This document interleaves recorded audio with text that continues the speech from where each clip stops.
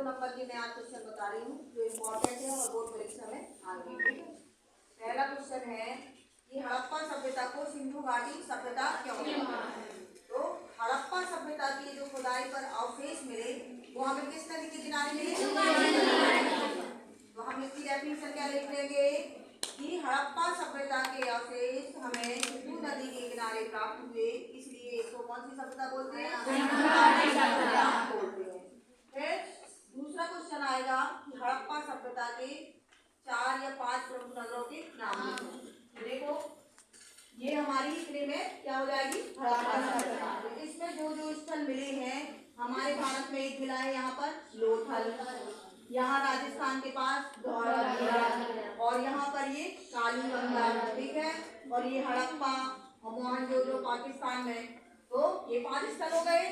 अगर देखने के लिए नाम आएगा तो हड़प्पा, मोहनजोदड़ो, कालीबंगा, धौलावीरा और लोथल, 5 स्थल हो गए। फिर है हड़प्पा और मोहनजोदड़ो के बारे में टिप्पणी लिखिए, ठीक है।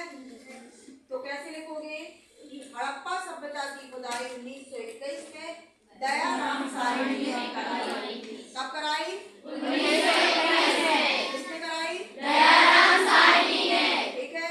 उसके आगे लिखोगे तुम लोग यह पाकिस्तान के मोंटगोमरी जिले में है, ठीक है।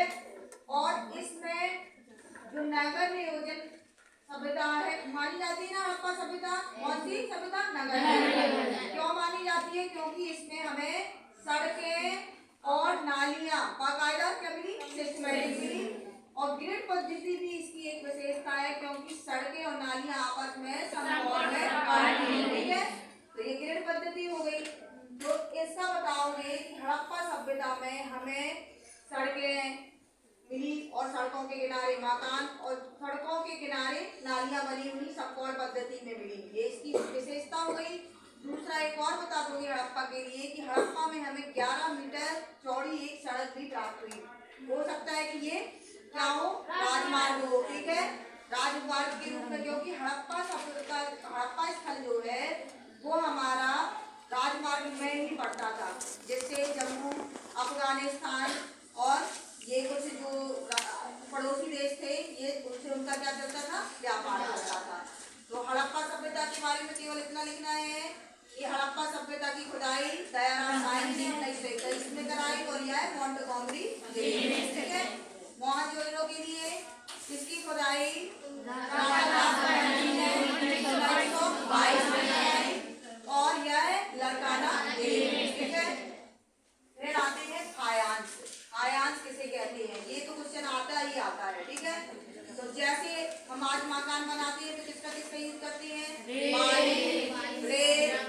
उस टाइम पे सीमेंट नहीं चलता था, तो उस टाइम पे भी हम घिसी हुई रेत या घिसी रेत बोल दो और रंग कलर डालने के लिए, और सीमेंट तो चलता नहीं था तो उसकी जगह क्या करते थे, चिपचिपा फायांस। तो जब फायांस आएगा तो हमें आज जैसे मकान बनाते हैं वही ध्यान में रख करके लिखना है, ठीक है।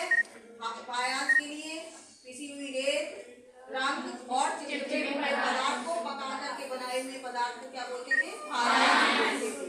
सिर्फ 3 चीजें, रंग, पिसी हुई रेत और चिपचिपा पदार्थ, इनको पका करके बनी हुई उसको क्या बोलते थे, फायांस, ठीक है।